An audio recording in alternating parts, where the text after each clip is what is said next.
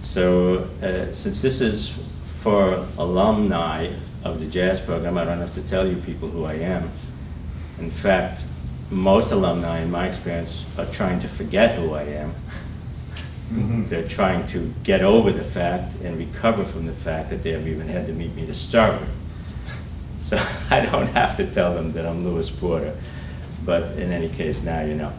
And this is the first year of the alumni group. I want to thank Jeff McMillan, who put a lot of work into it. We want to thank Lisa English in the alumni office, who was helpful too. And we've been having a fun week. And tonight, after this, in fact, there's music at the Priory, which is very close by. It's a good group, Bradford Hayes, saxophonist. So we wanted to do some kind of a lecture-type presentation, and I thought, since some of the alum have been out there for quite a while, 6, 7, 8, 9 years, here's some more people coming, that it would be fun for them simply to hear what we've been working on, and we'll try to make it lively with audio-visual, and so forth and so on. I understand John Howland may dance for us. So the whole thing will be a little soft shoe is always welcome. So I thought that'd be good because, believe me, it'll be more interesting than you may have thought. I have video of my recent studio session with Dave Lieben because the engineer also took a video of us making our recordings. So there's all kinds of interesting stuff we can share. Let us start with our dear friend, John Howland. Very much.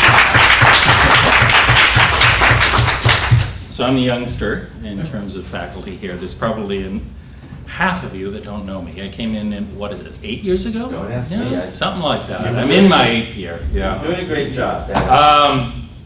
For those of you that don't know me, my research primarily centers on various hybrid popular music and jazz arranging traditions. So I do teach quite a number of jazz courses in our program. I'm teaching a big band class right now, but I've also taught a popular music graduate seminar with the American Studies program, and that fits well into the types of things that I explore. I have recently, well, maybe a year ago, been granted tenure or been awarded tenure, so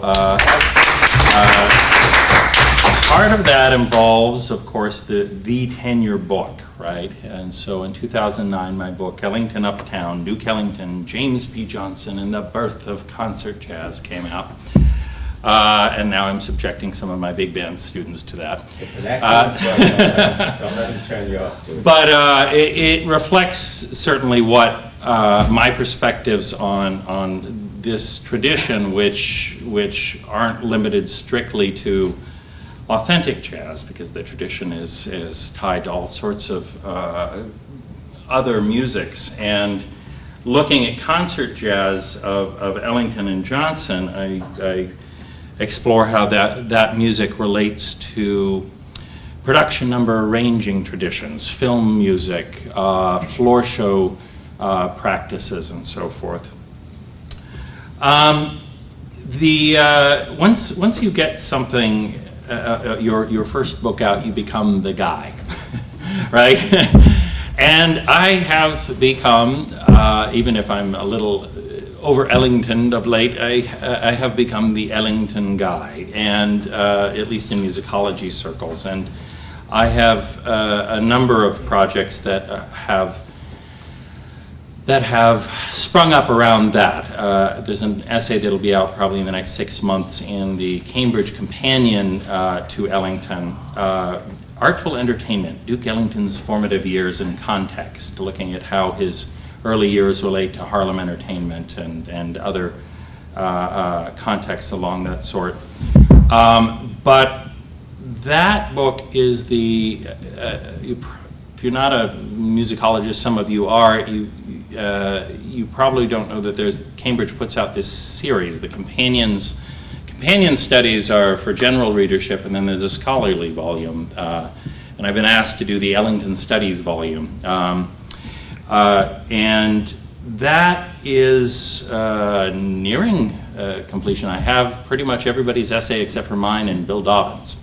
But it should be an exciting volume.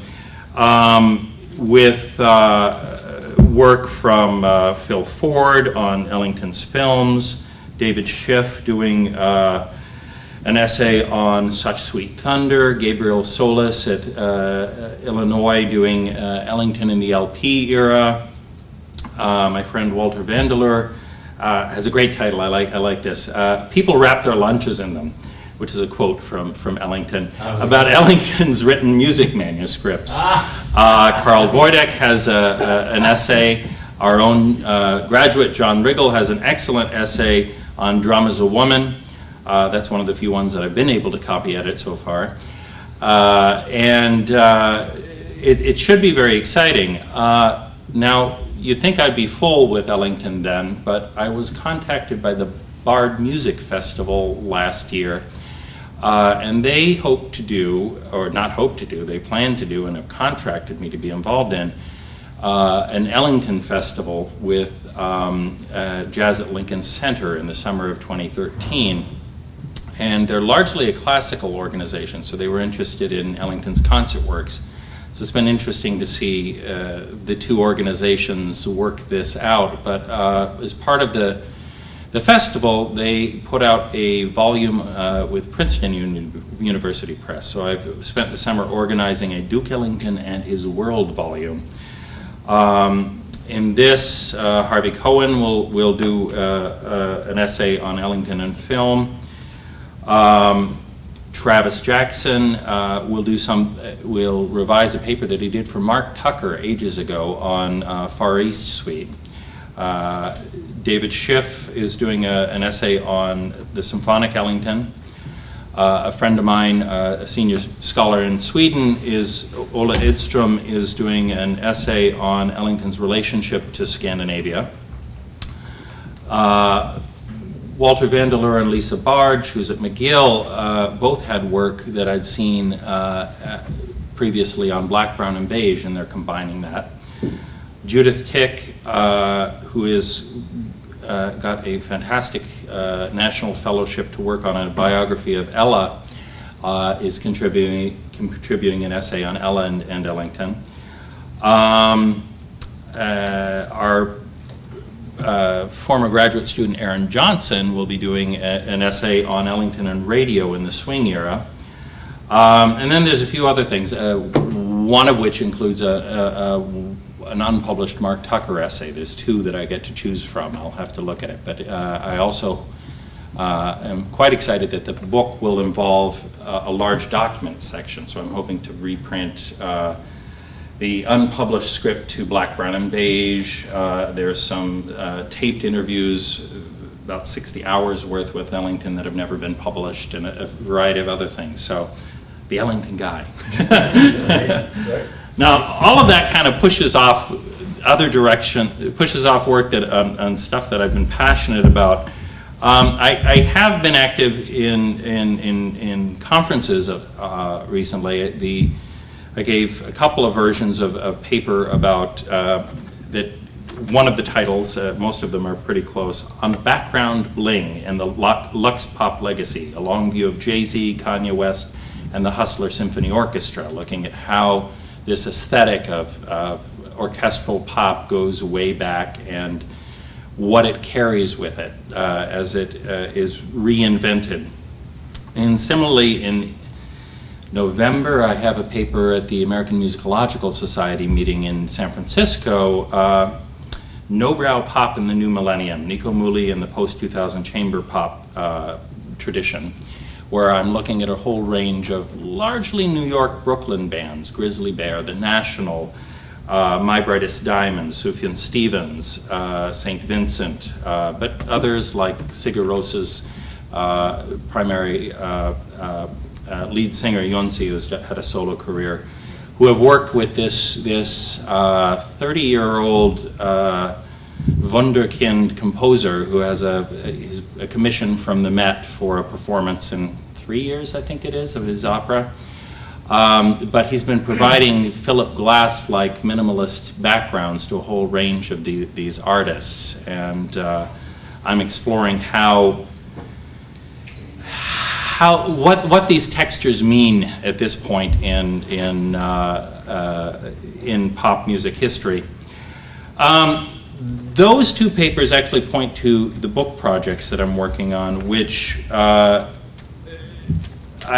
batted around over a number of years. Some of you that have been in the program have seen my work on Sinatra and Riddle, or Jazz with Strings. That's another essay that I have coming out in the next year.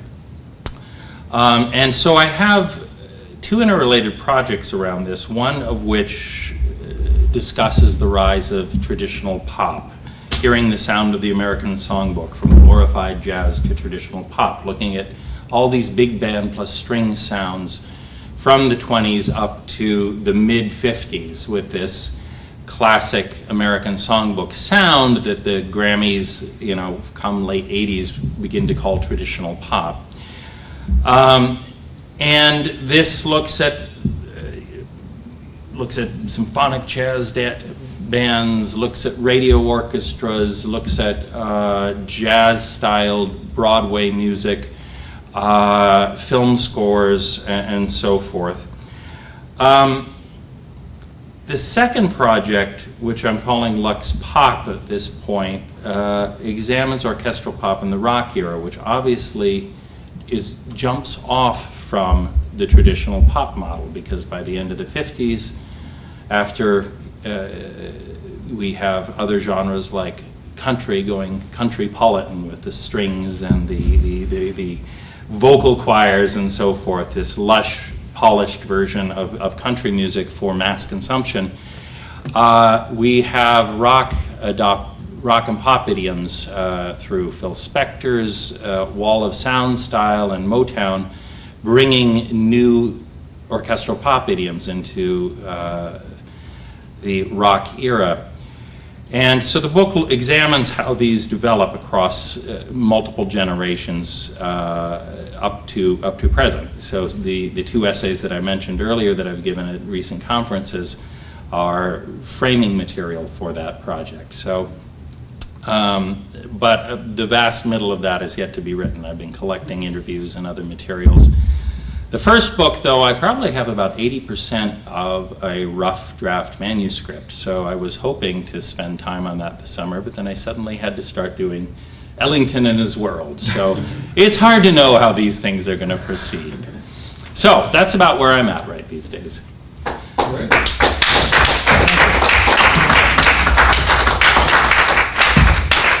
Do we want any discussion, or shall we move on to my friend Henry? Yes, Jeff? Question. The Ellington and His World, is that next summer's Bard Festival?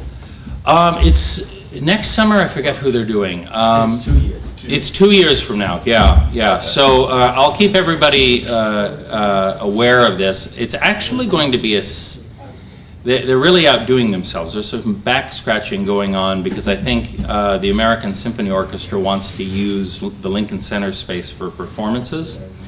But they've decided, and they're still trying to negotiate.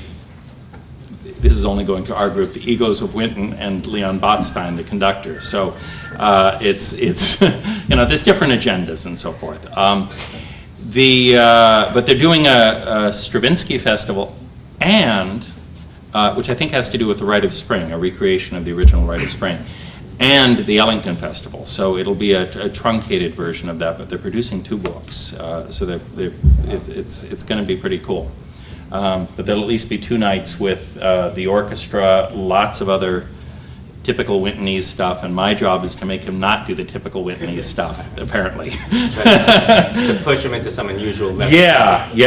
But this is some Duke stuff that doesn't get played. exactly, which is a little hard to do, but I've been told to work on this. So, yes. Great. All right. All right. Thank you. Thank you.